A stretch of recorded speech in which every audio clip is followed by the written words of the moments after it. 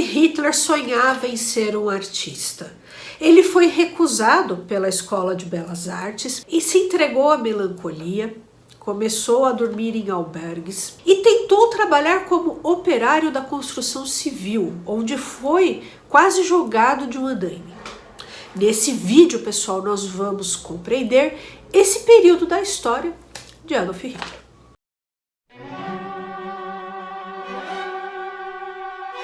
Oi pessoal, tudo bem? Eu me chamo Juliane, você está no canal Vai e Veja. Por aqui eu falo de história e literatura. Se você se interessa aí por esses dois temas, se você gosta dos vídeos do canal, se inscreva por favor. Se você se interessa pela história do nacionalsocialismo, pela Segunda Guerra Mundial, se inscreva aqui também. Não deixe de ver as nossas playlists, tá certo? Eu vou deixar aqui na descrição do vídeo todos os livros, tá bom? Que eu utilizei para compor esse vídeo. Vou deixar o link na Amazon, se vocês quiserem adquirir esses livros. Peço sua gentileza para utilizar esses links, tá bom? Uma pequena comissão vem para o canal, você não vai pagar nada mais por isso. Também vou deixar a chave Pix, caso alguém queira fazer uma contribuição financeira para o canal. Desde já, pessoal, agradeço muitíssimo. Peço desculpas pela minha voz, estou com uma rinite super forte. São Paulo, pessoal, faz um século que não chove, né? Então, vocês podem imaginar, né? Um ar seco, horrível, poluído, enfim. Enfim, pessoal, acho que é isso que eu tenho que falar para vocês. Então, vamos lá. A Viena, onde Hitler foi morar na juventude, era a capital do Império Austro-Húngaro, que era um estado multiétnico, com alemães, húngaros, poloneses, judeus, eslovacos, croatas, sérvios, italianos, tchecos, romenos e ucranianos. Então, pessoal, era um caldeirão cultural com várias nações e nacionalismos, né? Muito bem. A alta nobreza ainda dominava a sociedade. E a política, pessoal, parecia inabalável, viu? A burguesia, apesar de enriquecida, tinha pouca força política. Olha só o Joachim Fest falando. Entretanto, apesar de toda a sua eficiência e de sua expansão, a capital austríaca já era um mundo de ontem, internamente corroída por escrúpulos e abalada pela dúvida de si mesma. O brilho do prestígio que no início do século XX iluminou pela derradeira vez os teatros, os palácios e os bulevares verdes de Viena estavam impregnados de uma atmosfera de decadência. As pessoas costumavam dizer que o Império Austro-Húngaro era um vaso cheio de rachaduras por conta, do nacionalismo das diversas etnias que compunham o Império. E tudo isso estava sendo mantido por um pedaço de arame velho. Ainda por cima, a nobreza, pessoal, tinha muitos privilégios, porque a burguesia tinha pouca força, né? Então era um mundo velho e próximo, né, de acabar, tá? E como vocês sabem, pessoal, após a Primeira Guerra Mundial, o Império Austro-Húngaro deixou de existir. Hitler foi para Viena, prestou uma prova e foi recusado pela Escola de Belas Artes. A herança que ele recebeu do pai, assim como a parte que lhe coube da venda da casa paterna, pareciam ter sido de todos os gastos, em fins de 1909. Ele já não tinha mais nada. Hitler abandonou o quarto onde morava e passou a dormir em bancos de jardins. E aí, pessoal, por conta do mês de novembro ser extremamente frio, ele procurou albergues para indigentes, onde ele ficou por um bom tempo.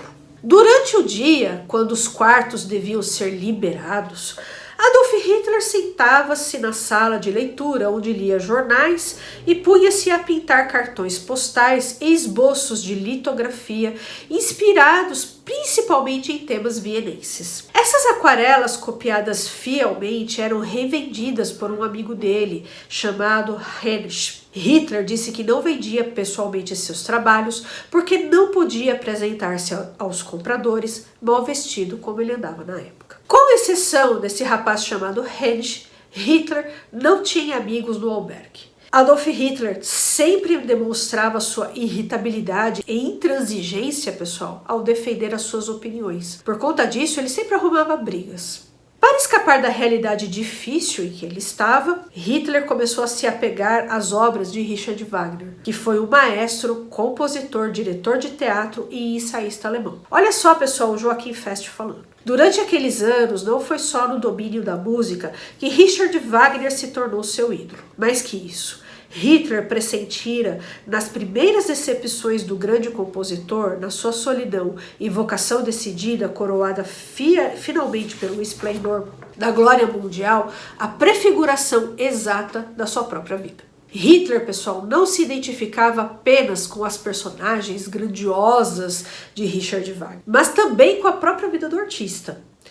Entre a vida de Hitler e de Wagner, há semelhanças. Olha só, o insucesso escolar, o ódio patológico aos judeus e o vegetarianismo. Ambos oscilavam entre a euforia e a depressão. Em numerosas obras de Richard Wagner, há a presença do personagem rebelde que vai contra as leis da sociedade.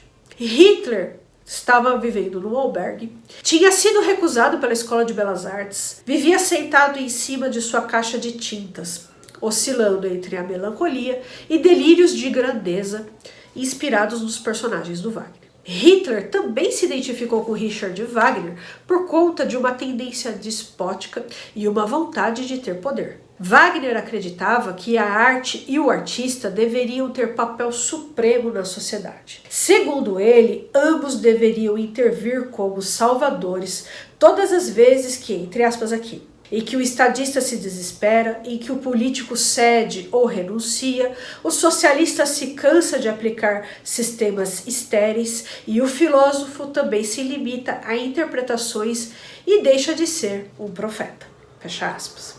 O Estado, segundo Wagner, deveria ser elevado à altura de uma grande obra-prima e a política deveria ser renovada graças à contribuição da arte. Hitler se confundia, com os personagens do Wagner, como eu disse, e ele também se confundia com alguns personagens de filmes que ele assistia. Um exemplo foi o filme O Túnel, Bernhard Kellermann, no qual o protagonista é um grande orador popular. Quando ele assistiu esse filme, pessoal, o Hitler começou a imitar o personagem no albergue. E aí ele queria pregar para todo mundo, falar de política, queria ser um grande orador e tal. E ele arranjou bastante confusão, porque ninguém estava afim de ouvir as coisas do Hitler. Aí, pessoal, Hitler também brigou com seu único amigo, o que revendia suas obras, E nisso ele foi tentar um trabalho na construção civil como operário. Consta, pessoal, que os operários quiseram jogá-lo de um andaime. E ele era muito preconceituoso, ele se sentia muito superior a esses operários. E também, pessoal, os operários eram marxistas. Hitler detestava o marxismo. Então vocês podem imaginar que saíram aí muitas e muitas brigas, certo? Nisso, Hitler desiste de ser operário da construção civil. Aí, pessoal, ele continua pintando e quem passa a revender as suas obras é um judeu de sobrenome Neumann. Hitler declarou que os anos passados em Viena foram a escola mais dura, mas também a mais proveitosa da sua vida. Porém, pessoal, ele sempre detestou Viena, pelas humilhações em que foi exposto. E nisso, segundo Joachim Fest, ele se assemelha também a Richard Wagner, que nunca superou o rancor de Paris. Então, Wagner era alemão, foi para Paris, e lá tinha um judeu compositor muito famoso e tal, e Wagner nunca superou isso, nunca superou seu ódio pelos judeus franceses, enfim. Então, o Hitler se assemelha aí ao Wagner nesse ponto também, Hitler nunca superou as humilhações que ele passou em Viena. E aí, pessoal, pode ser que os projetos gigantescos que ele fez para transformar Linz na capital da cultura, depois ele queria destruir Berlim e reconstruir a cidade, e tal, com aqueles delírios de grandeza, possivelmente tudo isso veio de um ódio que ele sentia por Viena. Em dezembro de 1944, Hitler chegou a dizer que Viena tinha que aprender o significado dos bombardeios aéreos, ou seja, ela deveria ser destruída. E uma das características principais de Hitler, pessoal, era a preferência por uma vida de catástrofes, porém grandiosa, ao invés de uma vida parada e medíocre. Segundo o Joachim Fest, ele receava viver numa época pobre em acontecimentos. Ele sabia que o caos, o tumulto e a subversão da ordem poderiam romper com a realidade da sua própria vida. É isso aí, pessoal. Eu vou ficando por aqui. Semana que vem a gente continua falando de Hitler também. E aí nós vamos entrar no assunto das teorias raciais. De onde Hitler tirou o seu antissemitismo? De onde ele tirou tanto ódio aos judeus? Nós vamos descobrir tudo isso, tá bom? Um abraço e até o próximo vídeo. Ah, não se esqueça, hein, pessoal? Curta, compartilha, deixa aí um comentário, tá bom? Tchau, tchau.